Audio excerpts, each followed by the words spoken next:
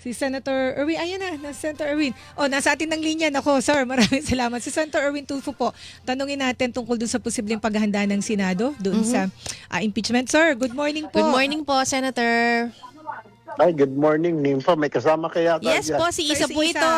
Sir, we've been calling- Sino po? Isa. Si Isa Ay, Umali. Ma'am Isa, good morning. Ay po, good morning. Opo, sir. Opo. Opo, sir, tungkol dun sa impeachment, malamang daw po bukas aaproban may impeach sa Kamara kasi magbobotohan sila Tuesday, aakyat yung articles of impeachment. So kayo, sir, ito ba pinaghahandaan ng Senado o napagmitingan na po ba ninyo? Ilang beses na napagmitingan yan na Nympha and Isa.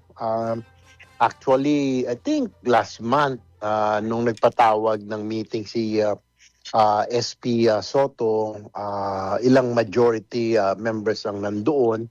And sinabi nga niya, nag-heads up siya na we have to be ready. I think parang kung lulusot man, itong impeachment case na ito sa Congress aakyat sa atin, we have to be ready.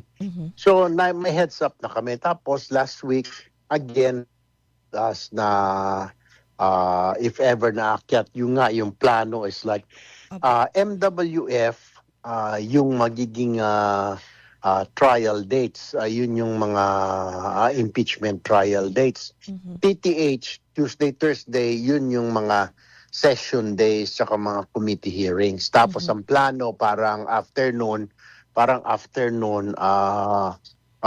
o'clock siya mag-umpisa hanggang sawa, hanggang 11 o'clock, kung abuti may 11 o'clock ng gabi. Pero MWF lang yung magiging yung impeachment yung impeachment court. So ibig sabihin po, Senator Erwin, klaro sa inyo na pag natanggap niyo articles of impeachment, magsasagawa agad kayo ng impeachment trial.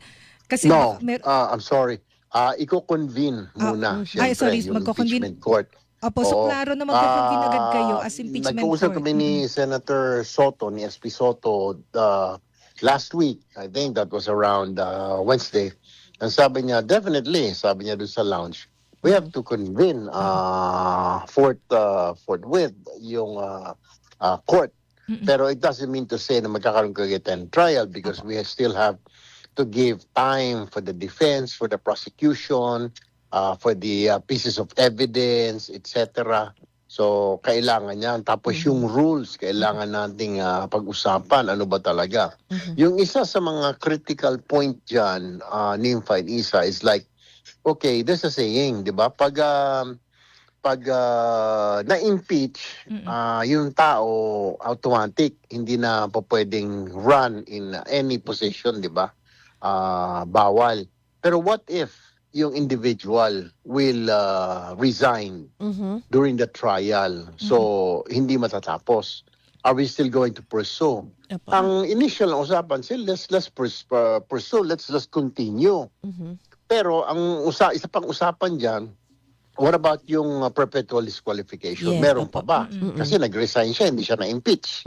Yun ang pag-uusapan ng rules sa rules. Yun ang hindi malinaw kasi ngayon at this point. Opo. So ang malinaw po, magko-convene kayo definitely as impeachment court. Kasi sir, may sinabi si Senator Robin Padilla nung isang araw na gagawin nila ang katungkulan daw nila Bilang kontrahin parte lahat ng minorya, yes. pag-uusapan at daw po yun ang plano ng minorya na kukontrahin nila yung pagko-convene as impeachment court. O basta yung impeachment ng Vice President kukontrahin nila.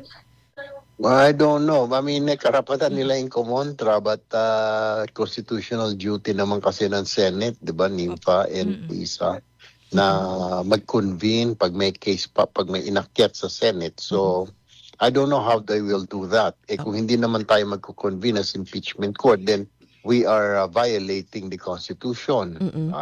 Nandoon po yun nasa Constitution po yun na hindi kami magko-convene na merong kaso inakyat galing sa Congress. So yung process, I don't know how they will really do that. Pero ang matitiyak nyo po sa ating mga kababayan, agad na aaksyon ang Senado once na maiakyat po sa inyo yung articles of impeachment.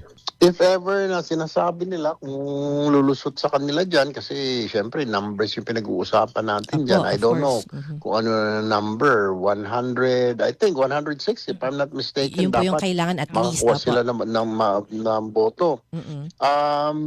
Kumakuha silang ganon. Ang balita ko na Monday night, i-deliver nila sa Senate as soon as possible.